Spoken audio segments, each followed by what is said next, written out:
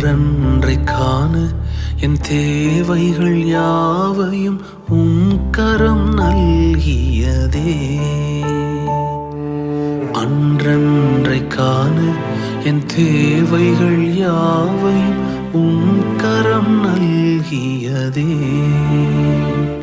நீர் நடத்திடும் விதங்களை சொல்ல பூரண வார்த்தையே இல்லை.